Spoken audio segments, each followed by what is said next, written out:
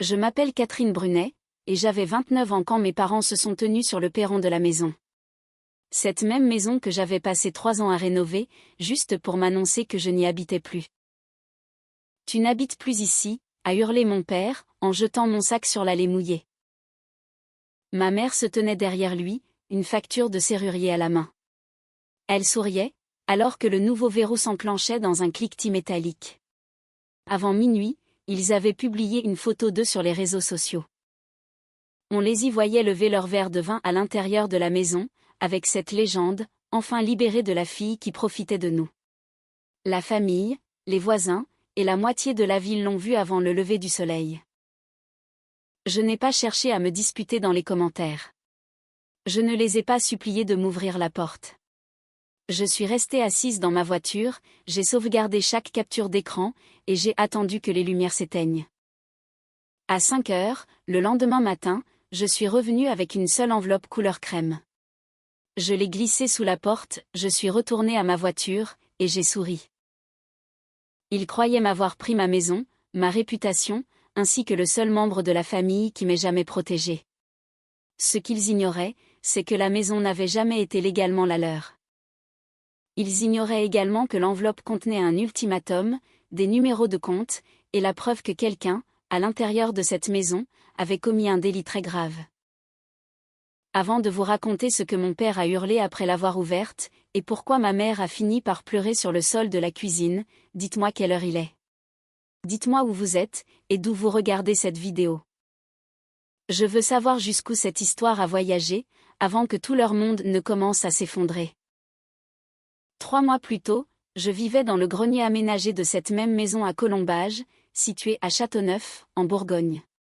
Je travaillais comme restauratrice de documents historiques pour les archives de l'université. Je restaurais des cartes abîmées par l'eau, des journaux manuscrits, des titres de propriété, et des plaques d'imprimerie. Mes parents n'ont jamais considéré cela comme un vrai métier. Mon père, David Brunet, disait que je passais mon temps à coller les papiers des morts. Ma mère, Lisa Brunet, me présentait comme la fille qui ne savait toujours pas quoi faire de sa vie. S'ils me toléraient, c'était parce que je payais la taxe foncière, que je réparais la maison, et que je réglais les factures de chauffage. C'était aussi moi qui gérais presque toutes les urgences concernant ma grand-mère, Mathilde Lemaire. La maison appartenait à Mathilde. Elle avait déménagé dans un petit appartement, situé derrière son ancien atelier d'imprimerie.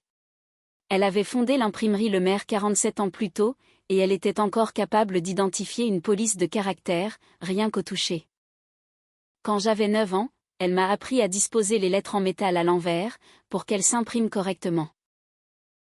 La vérité semble souvent inversée, avant que la pression ne la révèle, disait-elle souvent. Mes parents considéraient son atelier comme un fardeau. Du moins, jusqu'à ce qu'un promoteur immobilier offre plus de 2 millions d'euros, pour le bâtiment et le terrain attenant. Soudainement, mon père lui rendait visite chaque semaine. Ma mère apportait des pâtisseries, que Mathilde ne pouvait même pas manger.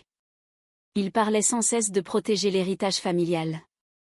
Mais en réalité, il lui demandait surtout où elle rangeait ses actes de propriété, ses relevés de placement, ses dossiers d'assurance, et ses mots de passe. Avez-vous déjà vu des gens simuler l'affection, uniquement après avoir découvert la richesse de quelqu'un? Une fois que vous l'avez remarqué, même la gentillesse finit par ressembler à une facture. Mes soupçons ont commencé, suite à un message vocal laissé par erreur par mon père. J'ai entendu des papiers remuer, puis sa voix affirmer, desquels signe l'autorisation, nous contrôlons le bâtiment et les comptes. Catherine ne pourra pas intervenir, car elle n'a aucun droit.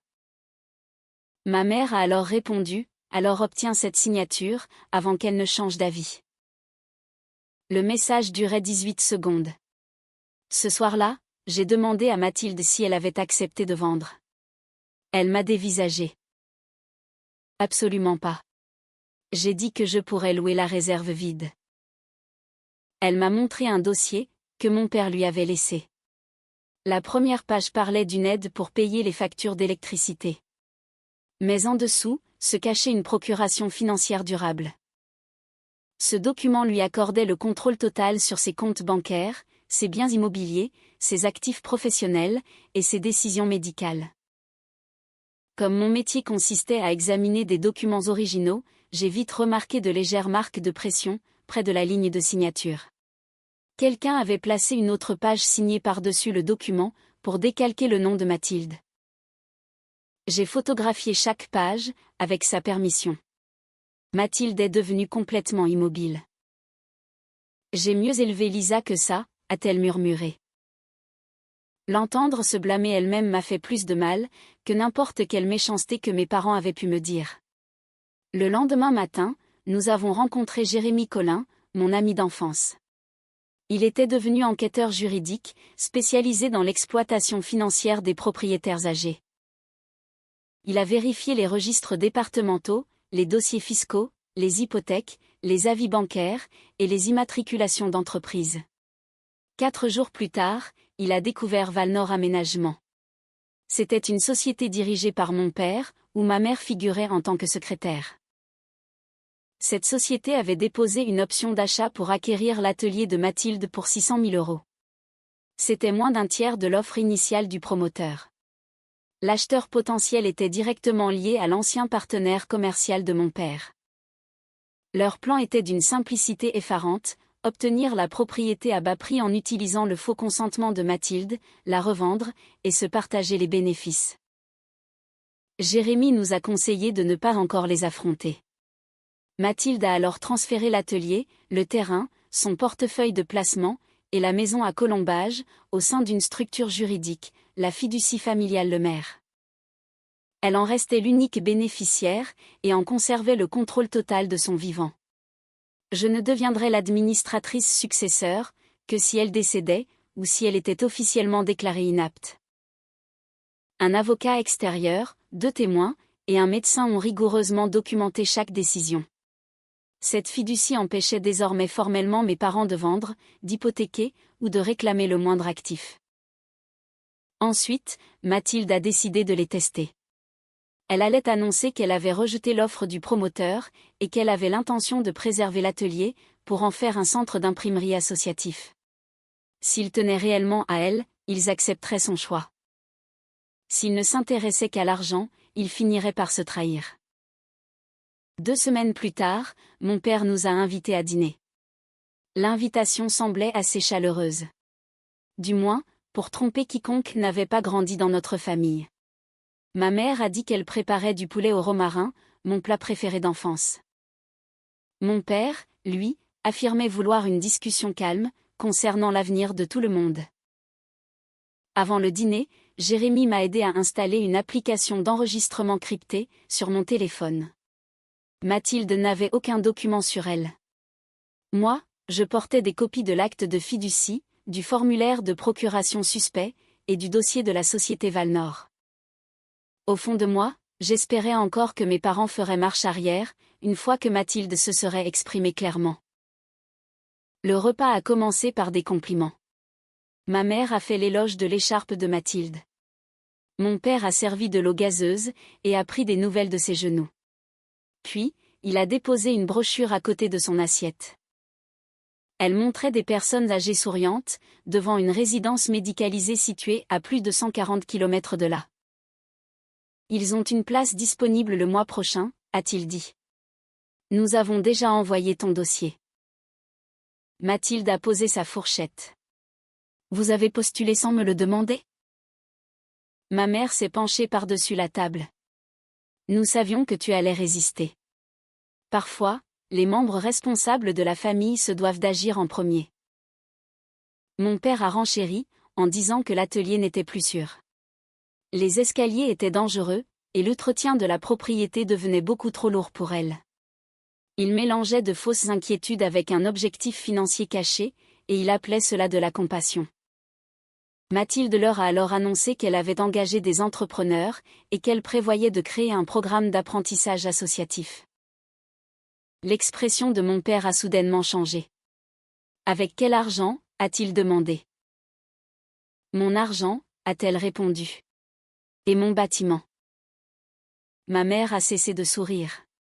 Cette propriété est la seule véritable opportunité pour notre famille. Est-ce que tu réalises ce que 2 millions d'euros pourraient faire pour nous tous? Mathilde la regardait droit dans les yeux. Cela pourrait me montrer qui d'entre vous accorde plus d'importance à l'argent qu'à mes propres volontés. Mon père s'est tourné vers moi. C'est toi qui lui as mis cette idée en tête. J'ai répondu que Mathilde avait pris sa décision toute seule. Il a ri de manière sarcastique. Il a demandé qui pourrait croire qu'une femme de 82 ans aurait soudainement créé une association, juste après avoir passé du temps avec une fille qui restaure de vieux bouts de papier sans valeur. Je lui ai alors demandé pourquoi sa société, Valnor, avait déposé une option d'achat sur sa propriété.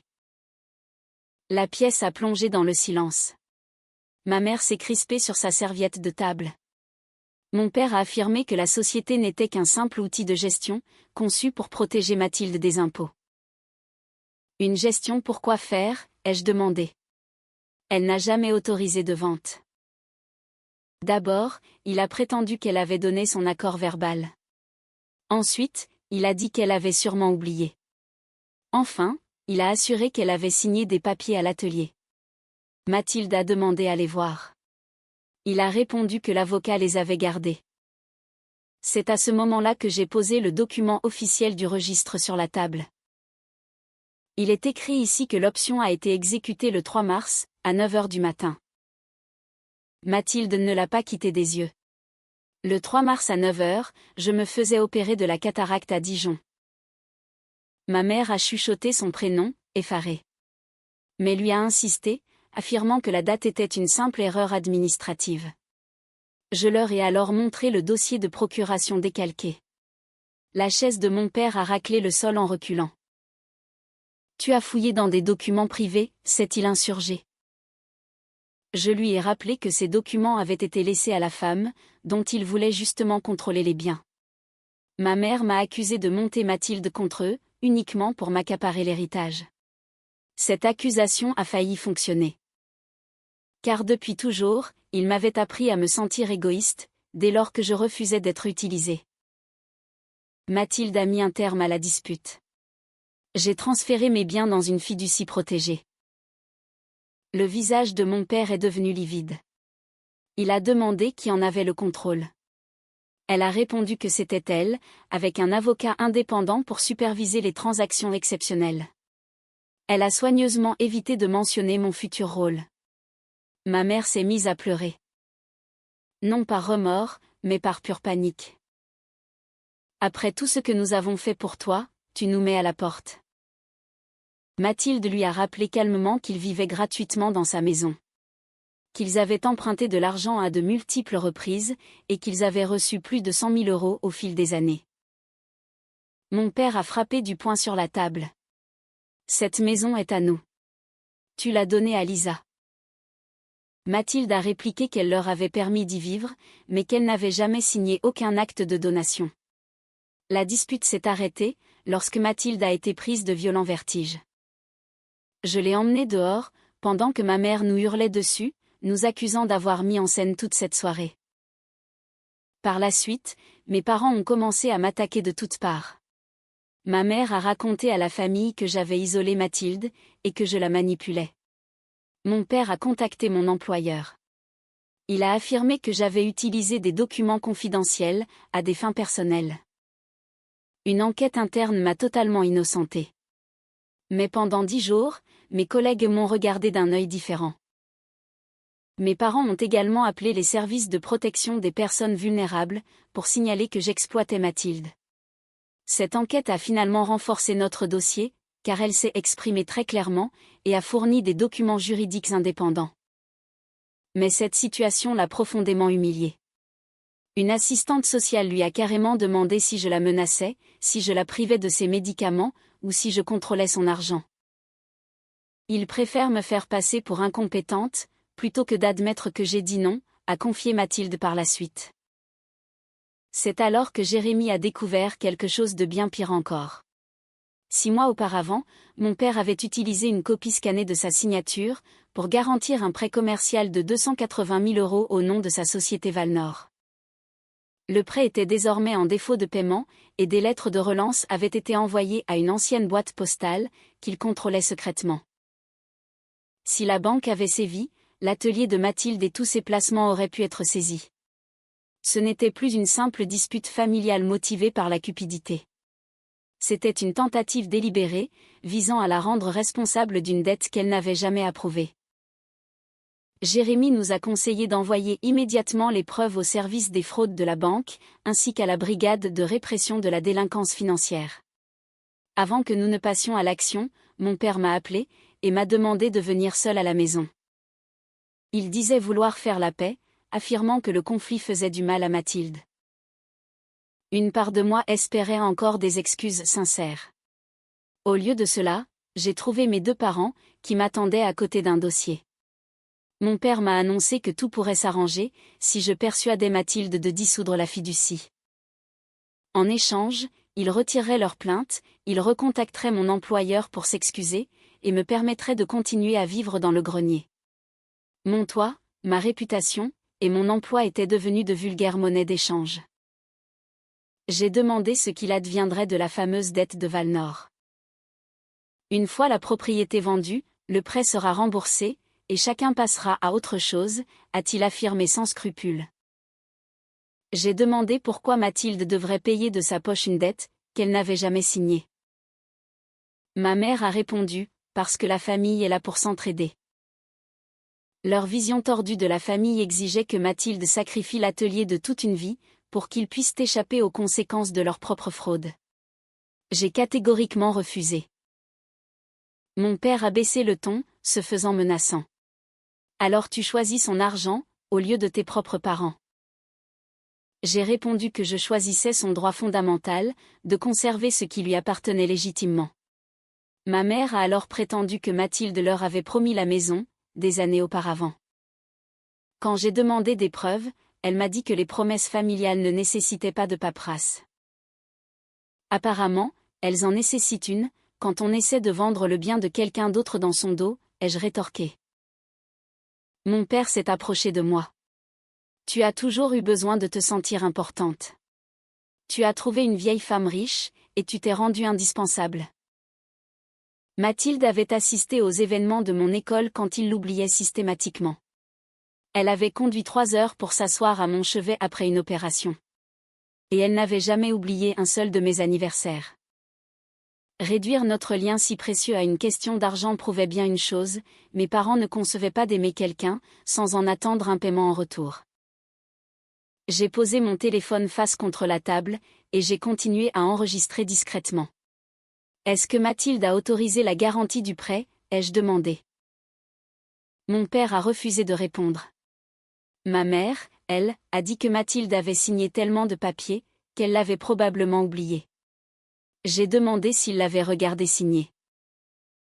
Mon père a explosé et a crié, c'était son dossier de signature. Elle nous y avait donné accès. Ma mère lui a violemment agrippé le bras pour le faire taire, mais c'était trop tard.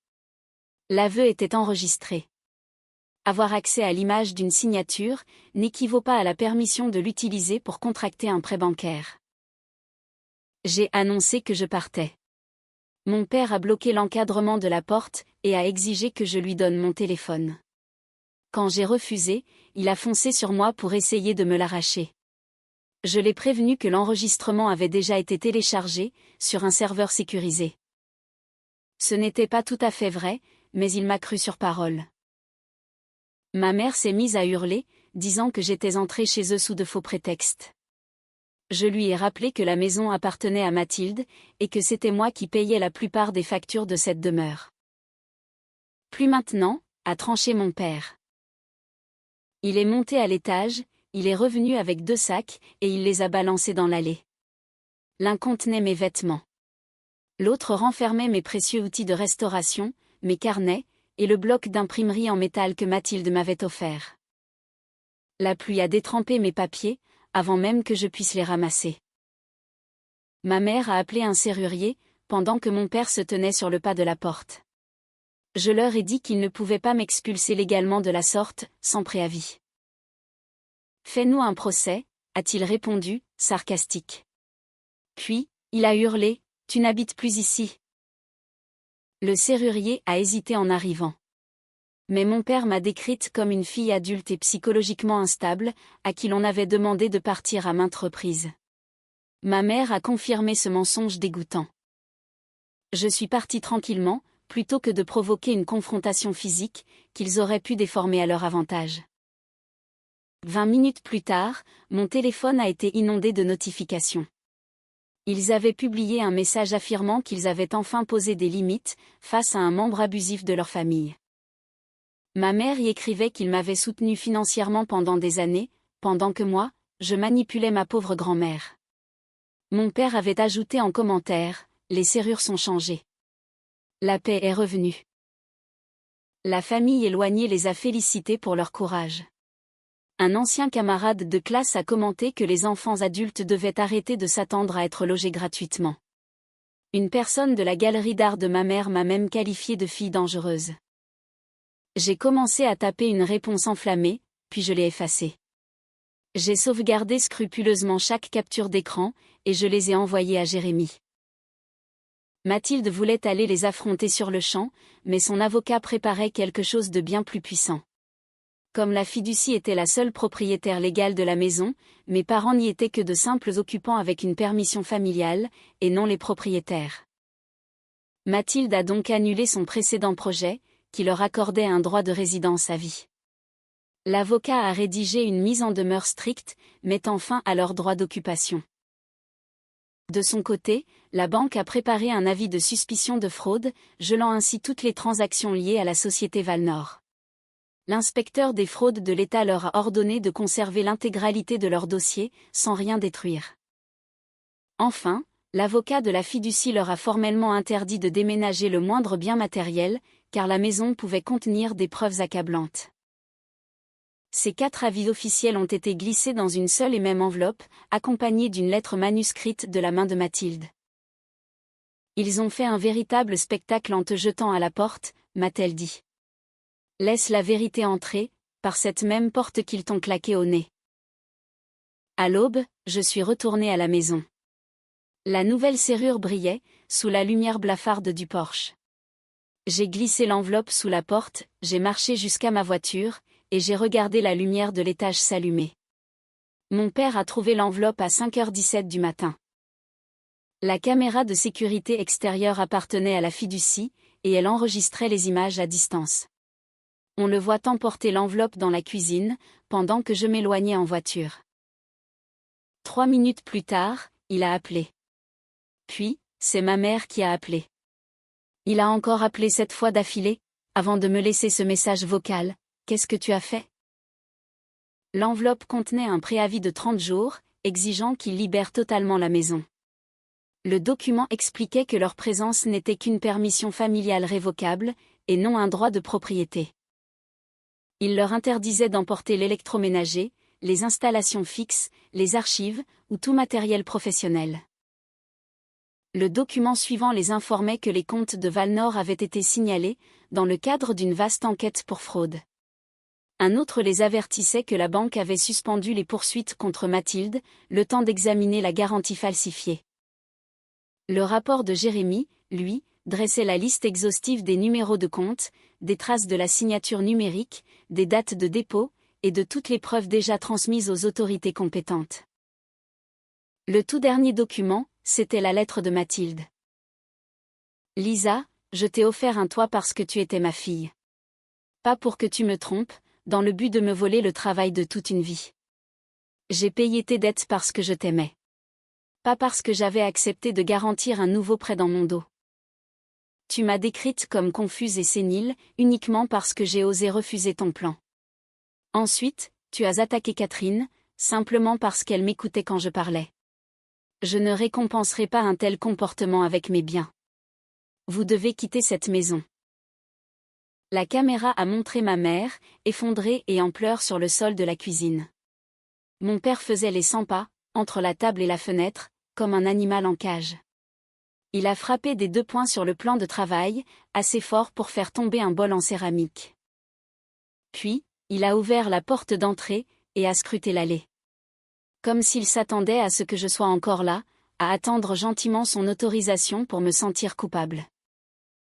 Dès 7 heures du matin, il avait paniqué et supprimé leur publication victorieuse. Mais les captures d'écran avaient déjà fait le tour de la ville. À 8h15, il est arrivé devant l'atelier de Mathilde, et a frappé violemment contre la vitre. Jérémy était à l'intérieur avec nous. Mon père hurlait, à s'en époumoner, que j'avais manipulé une vieille dame pour la rendre SDF. Alors que Mathilde était bien propriétaire de l'appartement de l'atelier, et qu'elle contrôlait parfaitement sa propre fiducie. Jérémy l'a informé que toute communication devait désormais passer par la voix de leur avocat. Mon père a menacé de nous dénoncer une nouvelle fois. Jérémy lui a alors répondu, avec un calme olympien, que les enquêteurs examinaient déjà son précédent faux signalement, en même temps que la garantie bancaire falsifiée. Mon père a marmonné, tremblant, la banque ne peut pas voir les emails. Jérémy lui a demandé de quels emails il parlait exactement. Mon père a réalisé son énorme erreur, et a pris la fuite. Dès l'après-midi, les premières conséquences sont tombées.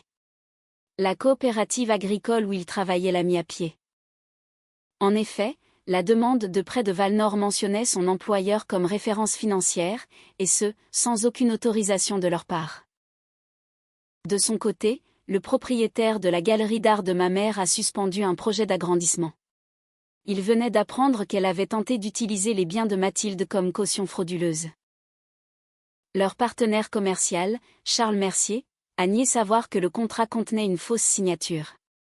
Pour se protéger, il a fourni des emails accablants.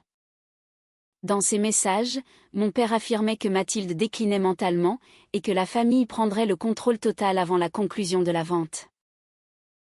Leur humiliation publique s'est alors retournée contre eux. Les gens qui les avaient félicités sur les réseaux sociaux ont rapidement retiré leurs commentaires. Ma tante m'a appelé.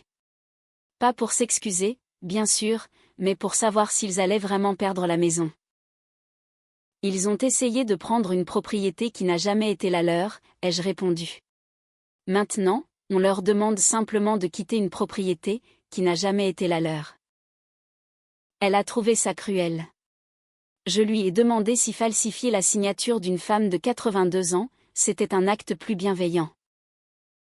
Ma mère m'a envoyé des photos de mon enfance avec ce message pitoyable, est-ce que tout ça ne compte pas? Bien sûr que ça comptait. Les parents toxiques sont rarement cruels à chaque instant de la journée. Ils préservent juste assez de bons souvenirs, pour vous faire douter de votre droit légitime à combattre les mauvais. Je lui ai répondu, les bons moments comptaient. Mais ils ne vous autorisent pas à faire ce que vous avez fait à Mathilde. Elle a rétorqué que je détruisais la famille pour de simples histoires de paperasse. La paperasse, c'était ainsi qu'elle appelait une fausse garantie bancaire, une option d'achat secrète, une fausse dénonciation aux services sociaux, et une tentative vicieuse de faire déclarer sa propre mère inapte. 3 jours plus tard, mon père a demandé une médiation. Mathilde n'a accepté, qu'à la seule condition qu'elle ait lieu dans la salle de réunion publique de l'imprimerie Le Maire, en présence d'avocats et de témoins impartiaux. Mes parents croyaient que cette médiation pourrait sauver la maison. Ils ignoraient totalement que Jérémy avait réussi à récupérer des fichiers supprimés, sur une tablette abandonnée dans l'une des propriétés de la fiducie. Ces fichiers comprenaient des contrats, des signatures numérisées, et un tableur effrayant intitulé « Après Mathilde ». Une colonne détaillait la vente prévue de l'atelier. Une autre répartissait l'argent pour rembourser les dettes de Valnor, acheter une belle maison de vacances au bord d'un lac, et m'attribuer 25 000 € avec la mention « Accord Catherine sous condition de silence ». Le pire fichier était un enregistrement audio, fait accidentellement par ma mère. Elle s'y inquiétait que je puisse emmener Mathilde voir un autre avocat. Mon père lui répondait froidement, « Alors il faut se débarrasser de Catherine en premier. Une fois qu'elle sera hors de la maison, et que tout le monde pensera qu'elle est instable, Mathilde se retrouvera toute seule. » Me jeter à la rue n'avait donc jamais été un accès de colère spontanée. Cela faisait partie intégrante de leur plan machiavélique, pour isoler ma grand-mère. La médiation a eu lieu un vendredi soir, à l'intérieur de l'atelier. La pluie frappait les grandes fenêtres, tandis que Mathilde était assise, digne, à côté de son avocate. Je me suis assise avec Jérémy, et avec l'administrateur de la fiducie. Mes parents sont arrivés chacun avec leur propre avocat, ce qui prouvait que leur alliance était déjà en train de se briser. Charles Mercier participait à distance. Un enquêteur de la banque, un représentant de l'État, les membres du conseil d'administration de l'association, et le comptable de l'atelier étaient également présents. Mon père s'est décrit comme un gendre dévoué. Il prétendait avoir commis quelques petites erreurs techniques, tout en essayant de protéger un parent vieillissant. Il a osé affirmer que Mathilde avait verbalement approuvé le prêt, avant de l'oublier. L'avocat de ma mère a plaidé qu'elle s'était entièrement reposée sur son mari, et qu'elle ne comprenait rien aux documents officiels. Quelques semaines plus tôt seulement, elle affirmait fièrement qu'ils prenaient chaque décision ensemble. À présent, elle se préparait à sauver sa propre peau, en le jetant sous le bus. L'avocate de Mathilde a présenté ses bilans médicaux. Il prouvait qu'elle était en pleine possession de ses moyens, lorsque la prétendue garantie bancaire avait été créée, et lorsqu'elle avait établi la fiducie. Ensuite, elle a sorti les dossiers de l'hôpital. Il montrait clairement qu'elle subissait une opération des yeux, le matin même où l'option d'achat était censée avoir été signée. Puis, ce fut au tour des métadonnées de la garantie bancaire. L'image de sa signature avait été copiée à partir du scan d'une carte de vœux, stockée sur l'ordinateur de la galerie de ma mère. Elle avait été insérée dans le dossier de prêt, à peine 18 minutes après que mon père ait envoyé un email à la banque, jurant que Mathilde avait signé en personne devant lui. Mon père a tenté de rejeter la faute sur une assistante imaginaire, mais a été incapable de donner un nom. Jérémy a alors projeté les emails internes de Valnor. Dans l'un d'eux, mon père écrivait que l'atelier pouvait être acquis pour une bouchée de pain, car la vieille femme fait confiance à la famille et déteste les conflits. Dans un autre, il disait que j'étais émotionnellement dépendante, et que je pouvais être écartée si nécessaire. L'avocat de Charles a affirmé que son client pensait honnêtement que je déménagerais de mon plein gré. Que ce soit sincère ou purement défensif, sa coopération a totalement isolé mon père. Ma mère a juré en pleurant qu'elle n'avait jamais eu connaissance de ces emails. L'avocate de Mathilde a alors glissé un message imprimé devant elle. Il disait « Catherine est l'obstacle. Une fois qu'elle sera partie, maman signera tout ce que David lui mettra sous le nez. » Ma mère s'est effondrée en larmes. J'étais juste en colère. Je ne le pensais pas au sens propre. Mathilde a demandé d'une voix glaçante, « Quel mot ne pensais-tu pas, exactement ? Catherine, partie, ou signera ?» Personne n'a osé répondre. Ensuite, le tableur intitulé « Après Mathilde » est apparu sur un grand écran. L'achat prévu de la maison de vacances, et mon paiement de 25 000 € en échange de mon silence, étaient surlignés en jaune fluo. Mon père a tenté de blâmer Charles. Mais Charles a produit l'email d'origine, prouvant informatiquement que mon père était bien l'unique créateur du fichier. Ma mère a prétendu ne l'avoir jamais vu. Jérémy a alors affiché sa réponse écrite à ce même fichier, 25, c'est beaucoup trop pour Catherine. Elle acceptera 10, si on lui rappelle tout ce qu'elle nous doit. Voir mon nom réduit à un simple prix a rendu leurs intentions brutalement claires. J'ai demandé à ma mère si elle se souvenait de la nuit où je suis restée éveillée avec elle.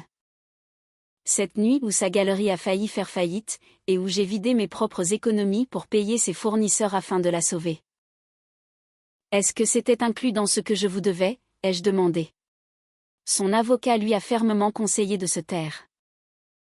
Finalement, Jérémy a lancé l'enregistrement audio de la tablette. La voix de ma mère y demandait « Et si Catherine l'emmène voir un autre avocat ?»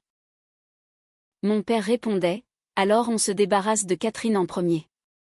Une fois qu'elle sera hors de la maison, et que tout le monde pensera qu'elle est instable, Mathilde se retrouvera toute seule. » Ma mère demandait si le fait de me mettre à la porte paraîtrait suspect pour le voisinage. Il disait qu'il ferait passer cela pour le fait de poser des limites avec une enfant adulte et ingrate. Les gens adorent ce genre de discours. Ils vont nous féliciter, assurait-il. Leurs publications sur les réseaux sociaux avaient utilisé presque exactement ces mêmes mots, à la virgule près. Mon père s'est levé d'un bond, m'a pointé du doigt, et a hurlé que j'avais volé l'appareil. Son propre avocat lui a ordonné de s'asseoir et de se taire. J'ai répondu très calmement. J'ai passé des années à essayer d'obtenir votre approbation. La haine aurait été tellement plus facile. Vous avez confondu ma patience avec de la dépendance. Vous pensiez qu'en me jetant dehors comme un chien, vous me rendriez impuissante. Mais cela m'a juste enlevé ma toute dernière raison, de vous protéger des conséquences de vos actes. L'avocate de Mathilde a alors présenté un accord à l'amiable très strict. Mes parents devaient renoncer à toute réclamation sur la maison, l'atelier, la fiducie, et les placements. Ils devaient quitter les lieux dans un délai de 21 jours, restituer les biens de la fiducie, remettre toutes les copies de la signature de Mathilde, et coopérer pleinement avec les enquêteurs. Ma mère devait transférer ses parts de Valnor à un administrateur judiciaire. Mon père devait démissionner de son poste de gérant. Les fonds restants de l'entreprise seraient préservés, uniquement pour payer les créanciers et les dédommagements. En échange, la fiducie n'engagerait pas de poursuites civiles supplémentaires, pour l'occupation impayée, les dommages à la propriété, ou les prêts antérieurs non remboursés. L'accord ne pouvait pas bloquer les poursuites du procureur, mais leur coopération totale pourrait jouer en leur faveur lors du jugement. Mon père a hurlé que c'était de l'extorsion pure et simple. Ma mère a demandé, en sanglots, si elle pourrait rester vivre dans la maison, à condition de se séparer de lui. La réponse de Mathilde fut catégorique. Tu ne m'as pas protégée, quand tu pensais que David pouvait te rendre riche. Tu ne regagneras pas ma confiance en le quittant aujourd'hui, juste parce que votre petit plan a échoué. Ma mère a pleuré à chaudes larmes, et a demandé comment un parent pouvait avoir le cœur de rendre sa propre fille SDF. Mathilde a répondu, de la même façon que ma propre fille a rendu sa fille SDF. À la seule différence que moi, je te donne un préavis légal, et du temps pour organiser ton déménagement. Mon père s'en est alors pris violemment à ma mère. Il l'a accusée d'avoir créé elle-même le scan de la signature. Elle a riposté, en l'accusant d'avoir dilapidé toutes leurs économies, et de lui avoir caché l'existence de la dette. Leur dispute féroce a révélé qu'il avait perdu près de 90 000 € dans des placements spéculatifs douteux. Il comptait se refaire, grâce à l'accord de réaménagement immobilier. Ma mère savait pertinemment que la transaction immobilière était frauduleuse, mais elle ignorait l'ampleur totale de la dette. Leur monde ne s'était pas effondré, à cause d'une seule enveloppe. Il s'était effondré, parce que cette fameuse enveloppe avait forcé tous leurs mensonges à se retrouver confrontés dans une seule et même pièce. Ma mère a signé l'accord. Mon père a obstinément refusé, jusqu'à ce que l'enquêteur bancaire le prévienne que la banque allait demander, dès le lendemain, le gel immédiat de tous ses avoirs personnels. Il a regardé Mathilde avec dégoût. Tu détruirais ta famille, pour un simple bâtiment ? Elle a répondu, implacable, non.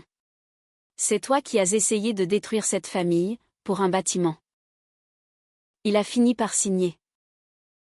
La coopérative agricole l'a finalement licencié pour faute grave, après avoir découvert qu'il avait détourné des prévisions financières internes de l'entreprise. Les associés de ma mère ont racheté ses parts de la galerie d'art, à un prix absolument dérisoire, après avoir compris que des fonds de l'entreprise avaient été siphonnés vers Valnor. La société a été placée en redressement judiciaire.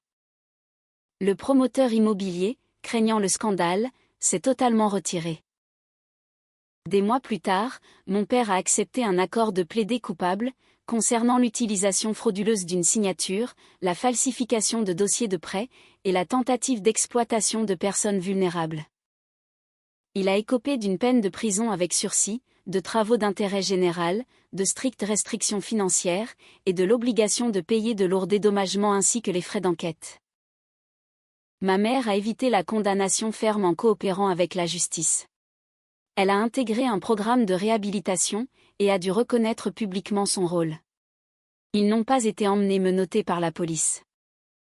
Mais ils ont perdu leur luxueuse maison, leur projet commercial, une grande partie de leur réputation dans la région, et toute l'autorité dont ils abusaient depuis toujours pour contrôler notre famille. Le plus important, c'est qu'ils ont perdu, à tout jamais, l'accès à Mathilde. Pendant plusieurs mois, j'ai vécu dans le petit appartement au-dessus de l'imprimerie Le Maire. J'aurais pu retourner dans la grande maison à Colombage après le départ de mes parents, mais les pièces me semblaient empoisonnées par tout ce qui s'était passé. Avant de partir, ils avaient emballé mes diplômes, mes journaux intimes, mes échantillons de restauration, et mes précieuses cartes d'anniversaire dans des cartons poubelles. Comme si toute ma vie n'était qu'un tas de déchets encombrants. La fiducie a entièrement rénové la maison, et l'a louée à une nouvelle famille. Le loyer perçu a permis de financer généreusement l'association de Mathilde. L'atelier historique est devenu le centre Lemaire pour l'impression et la préservation. On y propose aujourd'hui des formations rémunérées en impression typographique, en conservation du papier, en reliure de livres anciens, et en numérisation d'archives. Des lycéens passionnés y travaillent désormais aux côtés d'artisans à la retraite. L'université nous a fait don de centaines de livres abîmés, pour la pratique supervisée des élèves. Mathilde venait sur place 2 fois par semaine. Elle corrigeait la posture de tout le monde avec bienveillance, et interdisait formellement qu'on la traite comme une petite chose fragile. Je suis devenue directrice de la préservation, tout en continuant à travailler à mi-temps, aux archives de l'université. Je n'ai hérité d'aucune fortune, et je n'ai absolument pas pris le contrôle de l'argent de Mathilde. Elle est restée la seule et unique décisionnaire de tous ses choix. La fiducie garantissait simplement que personne ne pourrait plus jamais la court-circuiter par la tromperie. Mes parents prétendaient haut et fort que je voulais le contrôle. La seule chose que je voulais, c'était que Mathilde puisse garder le sien. Jérémy a rejoint le comité d'éthique de l'association. Notre amitié s'est profondément renforcée au fil de soirées tranquilles, passées à étiqueter des preuves, à réparer de vieux tiroirs, et à boire du café imbuvable. Pendant que Mathilde faisait semblant de ne pas nous observer du coin de l'œil, ma mère m'a écrit plusieurs lettres. La première servait uniquement à se défendre. La deuxième rejetait toute la faute sur mon père. La troisième s'excusait pour l'apparence que les choses avaient prise de l'extérieur. Je les lui ai toutes renvoyées, sans les ouvrir. Des excuses qui refusent de nommer clairement le mal causé, ne sont qu'une autre forme de contrôle toxique. Presque 1 an plus tard, elle m'a envoyé une 4e lettre. J'ai aidé à utiliser la signature de maman sans sa permission. J'ai activement soutenu ton expulsion, pour qu'elle soit plus facile à influencer et à briser. J'ai menti sur les réseaux sociaux, parce que je voulais que les autres te punissent de nous avoir tenu tête. J'ai profondément honte. Elle n'a pas demandé pardon. J'ai conservé la lettre précieusement, mais je n'ai pas répondu tout de suite. Mon père, lui, ne s'est jamais excusé. Il a raconté à toute la famille que nous avions été manipulés par de méchants avocats, avant d'affirmer que la punition était totalement disproportionnée face à son « erreur ». Il continuait de parler d'une « simple erreur ». Comme si un seul petit moment d'inattention avait tout déclenché. Pourtant, il y avait eu des dizaines de choix délibérés. Créer la société écran, copier frauduleusement la signature, déposer l'option d'achat en cachette, contracter le prêt, cacher les avis de relance, me dénoncer aux services sociaux, contacter mon employeur pour me faire virer, changer les serrures, et faire la fête en ligne. Un tel schéma comportemental n'est pas un accident, juste parce que les conséquences vous rattrapent tout en même temps. 16 mois après l'épisode de l'enveloppe, Mathilde m'a demandé si je regrettais d'avoir perdu mes parents. Je lui ai répondu que je regrettais de perdre les parents, que j'espérais tant les voir devenir un jour. Ce deuil-là était bien réel et douloureux. Même si ma décision était la bonne, couper les ponts n'a effacé ni les bons souvenirs, ni l'amour, ni le manque. Cela a simplement empêché ces sentiments d'être utilisés comme un passe-droit, pour me faire davantage de mal. Mathilde a brandi le bloc d'imprimerie en métal, qu'elle m'avait offert le jour de mon expulsion. Le mot « maison » y était toujours gravé à l'envers. Nous l'avons soigneusement ancré, et nous l'avons pressé fermement sur un beau papier en coton épais. Sur la page, le mot est apparu à l'endroit, parfaitement lisible. La pression révèle la vérité, a-t-elle souri. Cette impression encadrée est devenue la toute première œuvre exposée à l'intérieur du centre. Les gens décrivent souvent la vengeance, comme le fait de faire souffrir quelqu'un exactement de la même manière qu'il vous a fait souffrir. Moi, j'ai appris quelque chose de bien différent. La justice la plus satisfaisante n'a pas consisté à changer les serrures de mes parents, ni à les humilier sur les réseaux sociaux. Elle a consisté à refuser de mentir pour les couvrir. Elle a consisté à documenter minutieusement ce qu'ils faisaient, à protéger la personne vulnérable qu'ils ciblaient, et à laisser les conséquences légales les rattraper d'elles-mêmes. Je n'ai pas détruit leur vie. J'ai juste arrêté de sacrifier la mienne, pour maintenir la leur à flot. La loyauté familiale ne devrait jamais exiger le silence, face à l'abus et à l'exploitation. Respecter ses parents ne signifie pas renoncer à son propre jugement, à sa maison, ou à son droit fondamental de protéger une personne en danger. La gratitude n'est pas une dette infinie, qui autoriserait vos proches à vous contrôler pour l'éternité. Partager le même sang ne rend pas n'importe quelle action pardonnable. Une véritable famille se construit sur l'honnêteté, la responsabilité, la protection, et la volonté d'écouter, quand quelqu'un vous dit non. Mes parents pensaient sincèrement que la maison prouvait leur victoire écrasante. Ils avaient changé les serrures, clamé leur succès en ligne, et supposé que je reviendrais ramper en larmes pour trouver un abri. Au lieu de cela, cette simple enveloppe leur a rappelé que la possession physique n'équivaut pas à la propriété légale. Que l'intimidation n'est pas de l'amour. Et que le silence n'est jamais un consentement. J'ai fini par répondre à ma mère. Je lui ai dit que ses aveux étaient un début nécessaire, mais qu'ils ne restauraient en rien notre relation détruite. Tout contact futur exigerait d'elle une thérapie longue, une véritable prise de conscience de ses actes, et un respect absolu des limites posées par Mathilde. Je ne lui ai fait aucune promesse de réconciliation. Le pardon, s'il venait un jour, ne signifierait pas retourner s'asseoir à la même table lors des repas de famille, en faisant comme si de rien n'était. Quant à mon père, j'ai arrêté d'attendre qu'il me comprenne. Certaines personnes ne s'excusent que lorsque les conséquences de leurs actes deviennent inévitables. D'autres ne s'excusent jamais, parce qu'admettre le mal qu'elles ont fait détruirait la fausse image de perfection qu'elles se sont construites d'elles-mêmes. Votre propre guérison ne peut, et ne doit dépendre d'aucune de ces deux réactions. Vous a-t-on déjà traité d'égoïste, parce que vous refusiez de laisser votre famille se servir de vous comme d'un paillasson? Avez-vous déjà découvert que les personnes qui exigeaient votre loyauté absolue n'en offraient aucune en retour? Vous avez le droit de protéger votre avenir. Vous avez le droit de documenter la vérité pour vous défendre. Vous avez le droit de quitter un foyer, où l'amour est constamment utilisé comme un outil de chantage. Parfois, une simple enveloppe ne détruit pas une famille. Parfois, elle révèle simplement que l'avidité, la tromperie et le besoin de contrôle l'avaient déjà détruite depuis bien longtemps. Et surtout, elle offre à ceux que l'on avait réduits au silence, l'opportunité magnifique de reconstruire quelque chose d'authentique, à partir de ce qu'il en reste. Nous remercions infiniment chaque spectateur, resté avec nous jusqu'à cette toute dernière seconde. Tous les événements et personnages de cette histoire sont fictifs, et ont été créés uniquement à des fins de narration et de divertissement éducatif. Nous espérons que cela vous rappellera qu'être fort ne signifie pas faire semblant de n'avoir jamais souffert. La véritable force peut aussi consister à admettre sa douleur, à en tirer des leçons vitales, et à refuser fermement de laisser ces mêmes personnes continuer à écrire la suite de l'histoire de votre vie.